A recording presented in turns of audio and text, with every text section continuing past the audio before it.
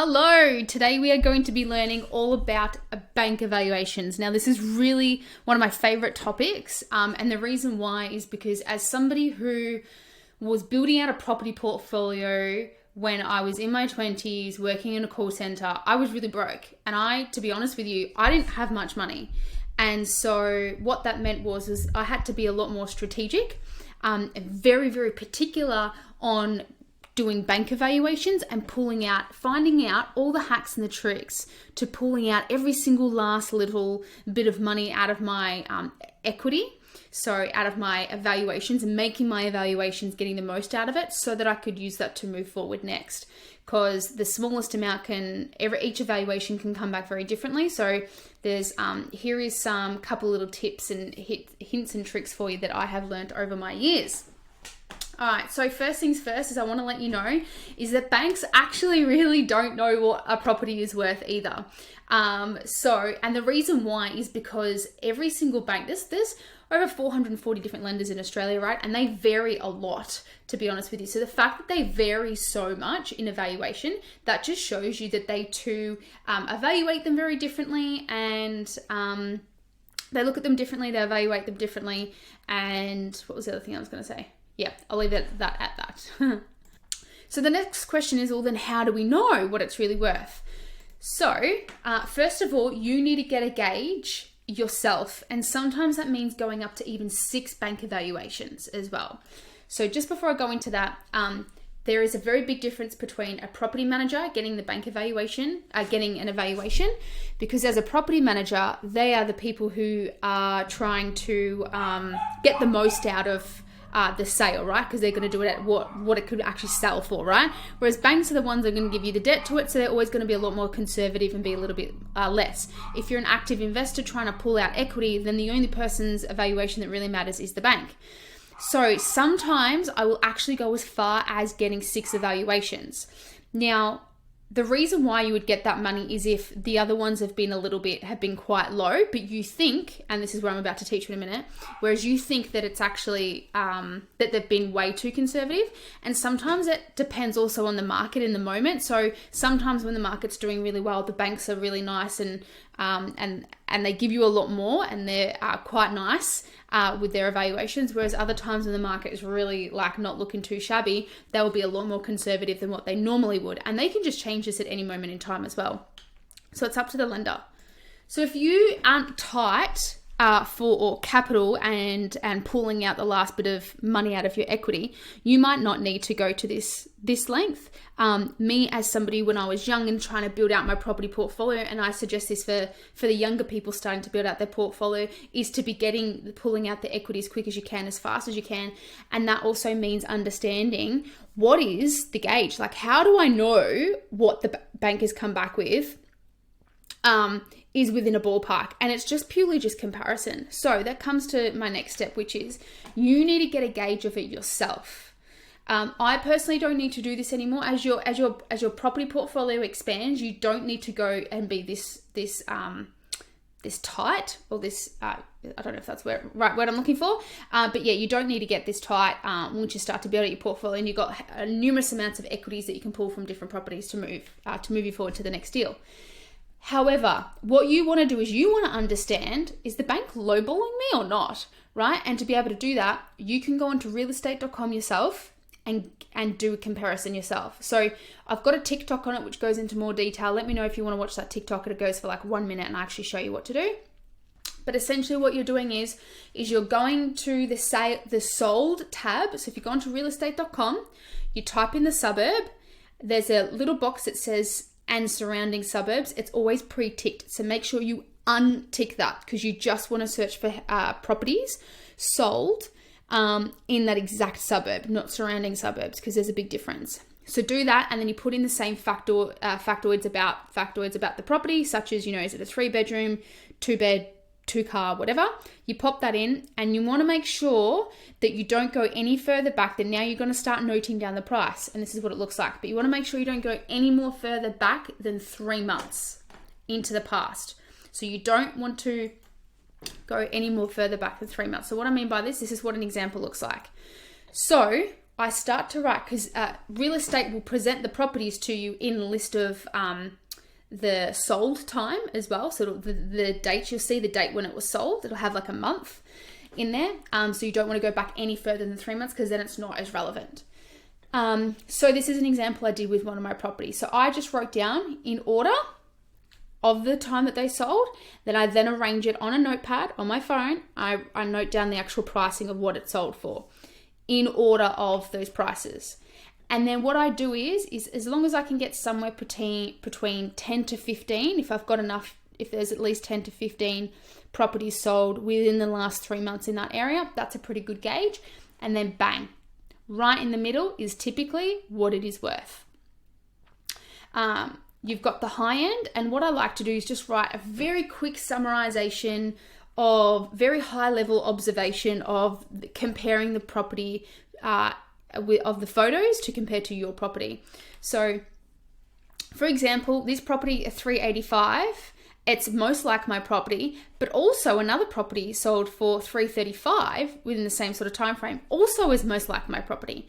So that's where, and you've got this one down here at 287 is also most like, oh no, let's use this one. At 295 is also most like my property. So there you've got 295 and 385. That's nearly $100,000 variance to the same property sold in the same area where the photos look reasonably the same as my property.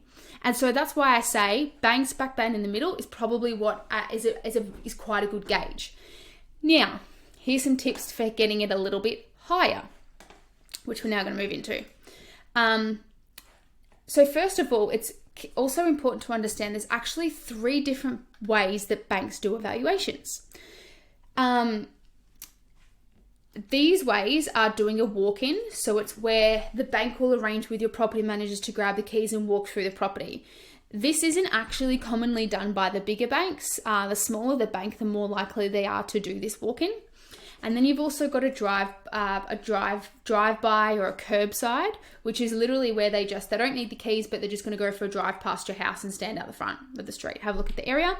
And then there's a desktop, which is they literally are just doing what I've just showed you to do on realestate.com, but they're using some other softwares as well to do that in the real estate industry. So such as CoreLogic, for example. And so, but this is the most common way that I would say most banks do their evaluations. Now, you can actually be quite strategic about this when it comes to getting a bank evaluation if you're going to move to a different lender, because you can actually align your bank evaluation to best suit the property.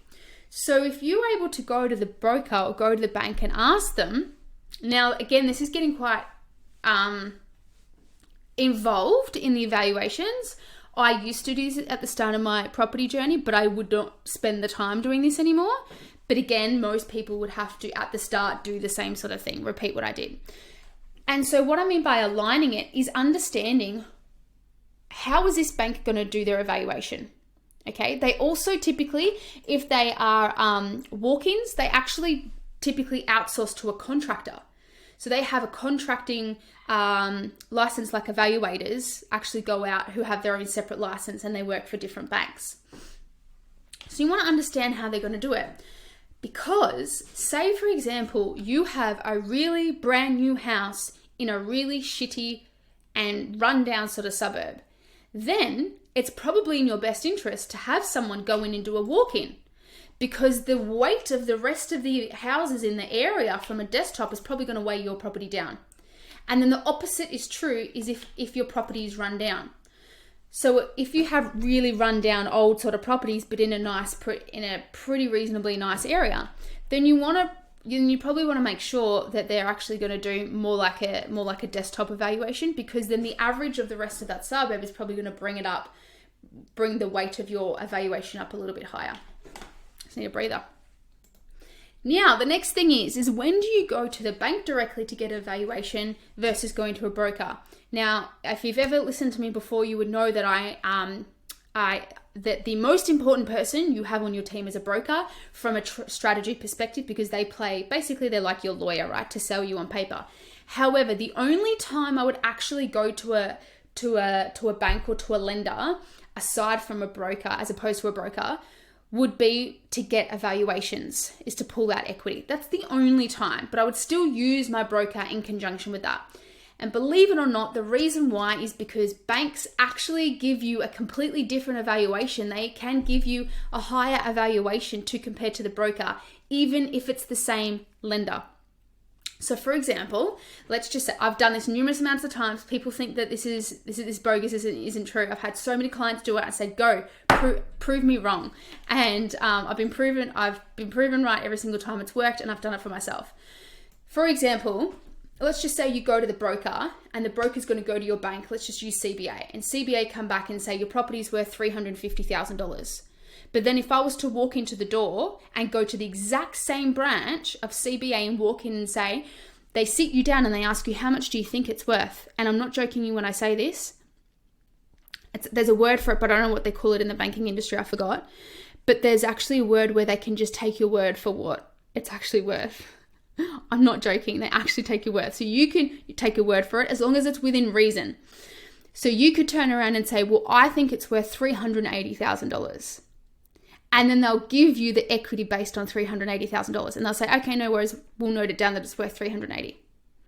And so literally, but that's the exact same branch that just told you that it was $350,000 via the broker. And so quite often enough, if you're wanting to squeeze out a last bit of money, I would go directly to the actual bank itself to get their own evaluation. I have not tried this though with this more like the third tier lenders. I've only tried this with the tier 1 lenders and the tier 2 lenders. That's another whole question, another whole video on what are the different lenders. What's the tier 1 versus tier 2 versus tier 3.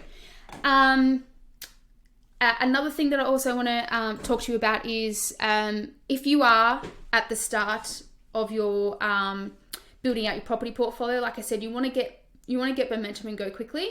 So I recommend for any new investors that are under, say, I don't know, 4 or 6 properties, you'd want to be consistently getting regular evaluations. I don't personally do this anymore. I don't need to, because now I'm in the sitting and just waiting back phase. But when you're in the accumulation phase of where you need to be moving quickly at the start, you'd want to be getting evaluations probably every 3 to 6 months. And when you're doing these evaluations, you can go back to your buyer's agent and back to your broker and go directly to a bank as well and get 3. You could do all 3 at once. It's just literally one email. Buyer's agent, can you do evaluation? Broker, can you get an evaluation? And then you go directly to a bank, give them a call or walk into the branch or whatever, or go online. So I'd highly recommend that as well. And last but not least, like I've mentioned, make sure you pull out equity as quick as possible because you want it in your hands. You want to control it. And the reason why you want to control it is because the banks can change their mind at any moment. Right now, you might be entitled to qualify for lending that equity. Like, let's just say, for example, you got $100,000. You might qualify to borrow that $100,000 because don't forget, equity is debt, right? You might be able to borrow and qualify for cashing out that equity now, but that could change tomorrow, and all of a sudden, lending rules change, and then no, you now don't qualify for it. Or for example, sometimes the banks actually don't even let you cash it out. Sometimes they change their rules in 1 minute. They're like, we'll give it to you, but once you've got the next property. Sometimes they did that back in 2017. They might introduce that again. So they might not want to let you cash it out. What's another reason? I forgot the other reason why. I was going to say that. But yeah, so they can change their rules whenever you want, and you want that cash in your hand. And the reason why you want that in your hand is, one, you could just put it in your offset anyway if you don't plan on using it in the short term, but it allows you to take action because then you're kind of liquided. So if a property deal comes up and right now the world's ending and so, oh my God, it's all dropping, and now all of a sudden right now is the best time to buy, well, you want to already have that cash ready to go. So it allows you to take action much quicker.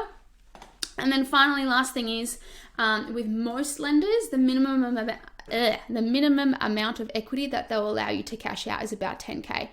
I think there are some about 20, but from my understanding, most lenders is the minimum that they'll allow you to get out is 10K. So for example, let's just say you needed $100,000 for your next deal, right? You might have already, let's just say $80,000 worth of cash, but you need another 20K. And maybe property number B and property number C have 10K in them each. that's where that opportunity will allow you to move to the next deal and get across the line. So sometimes it's worth it. Some people are a lot more capital rich and they don't have to be this scrutinized, but this is just some of the hacks and things that I had to go through. So hopefully this was of use to you. Any questions? Let me know.